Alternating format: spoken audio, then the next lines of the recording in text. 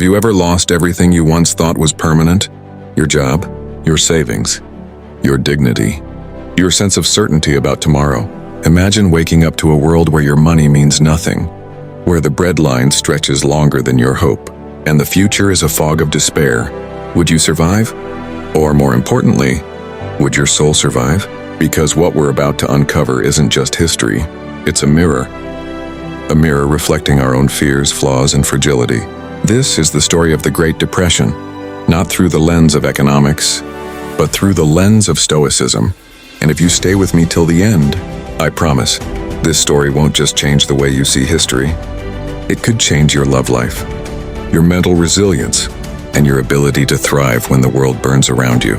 So hit that subscribe button, give this video a like, and let's walk together into the ashes of the past to find the unshakable wisdom hidden there. The day the world fell apart. October 29, 1929. It was just another day on Wall Street, until it wasn't. Men in suits who once laughed at life now stood at the edge of windows. Their dreams shattered in a single blink. Banks collapsed. Homes vanished. Hunger became currency. It wasn't just money that was lost. It was meaning, identity, the illusion of control. But what does any of this have to do with you? Everything. Because whether you're battling a broken heart, a business failure, or a future that feels like a fog, the lessons are the same. And the Stoics knew this.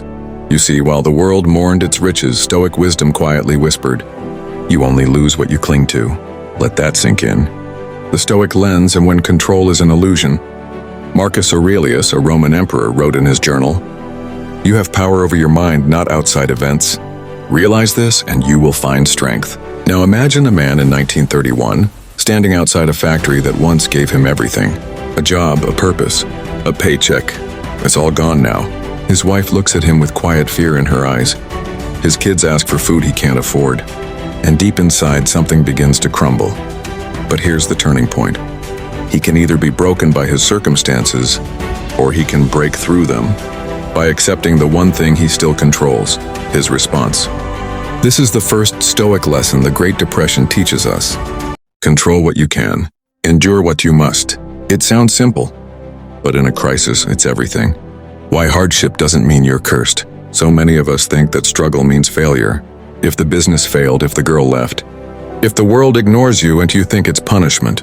But the Stoics saw pain as a teacher, not a punishment. In the 1930s, a young man named James found himself sleeping in an alleyway in Chicago. His dreams of college? Crushed. His family? Dispersed across states looking for survival. But every night he journaled by candlelight.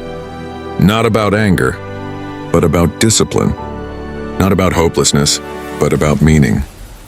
He wrote, "If I can endure this, I can endure anything." That's Stoicism. And James? He would later become a writer, a voice for the broken, a bridge for the voiceless. Your suffering doesn't disqualify you. It initiates you. Let that become your new lens. How the Depression built stronger love, not weaker. We think love thrives in comfort. Nice dinners, perfect weekends, no tension. But here's what the Great Depression revealed. Love that survives poverty is unbreakable. Couples back then didn't have much, but they had each other. They found joy in simple things. A shared loaf of bread, a walk under the stars, a letter written with trembling hands. And it was in those dark moments that Stoic values became the foundation of real connection. Gratitude even when there's little. Silence when there's nothing kind to say. Loyalty when it would be easier to run. If you're going through something tough in your love life, ask yourself, are you expecting the relationship to fix your emptiness? Or are you showing up with strength, peace, and presence even when life is anything but perfect? True love isn't built in calm. It's revealed in crisis. The value of nothing, why simplicity saves you. During the Depression, minimalism wasn't trendy. It was survival. But here's the twist, many who lost everything found themselves. When there's no money for distraction, no luxury to hide behind, and you face your soul. And in that silence, Stoicism teaches us to ask, what do I really need to live well? Seneca, another Stoic, once said, we suffer more often in imagination than in reality. Think about it. How often do you stress over things you might lose, instead of valuing what you already have? That's what the Great Depression Stripped away with the illusion that more makes you safer. Sometimes less is the greatest teacher. Crisis as a gift and not a curse. Here's something you don't often hear. Some people were made in the Depression, not just crushed by it, forged by it. Men and women who rose from failure with dignity. Young people who learned responsibility early. Artists, thinkers, leaders who knew suffering intimately, and because of that, loved deeper, led better, and lived wiser.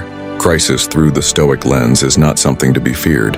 It's the fire that burns away ego, illusion, and entitlement, leaving behind only what's true. That breakup, that job loss, that season of isolation, it's painful, but it might be your invitation to evolve. Modern lessons from a forgotten era. Today we live in a world drowning in noise, more comfort, more tech, more convenience. But we're also more anxious, more insecure, and more detached from meaning. The Great Depression, as dark as it was, gave people something we've forgotten how to cultivate. Resilience in place of reactivity, contentment in place of consumption, purpose in place of pity. Stoicism isn't about emotionlessness, it's about emotional strength. It doesn't tell you not to cry, and it tells you not to drown in your tears. And that strength, that calm presence in a storm, it's exactly what your relationships need. It's what your career demands. It's what your future deserves. How this changes your love life forever. Let's bring it back to your heart. You might be in a relationship right now that's facing a storm. Or maybe you're single and wondering why love feels so hard. Here's what the Great Depression and Stoicism teach us. You don't find peace in another person. You bring peace to the relationship.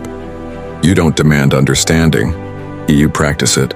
You don't run when things break. You build the muscle to endure. The people who stayed together through the Depression didn't do it because it was easy. They did it because they valued the bond more than the pain. And you can build that kind of love, but only if you become the kind of person who isn't shaken by storms. Stoic tools for today. So before we close, here are a few Stoic tools you can apply today. Born from the ashes of the Great Depression.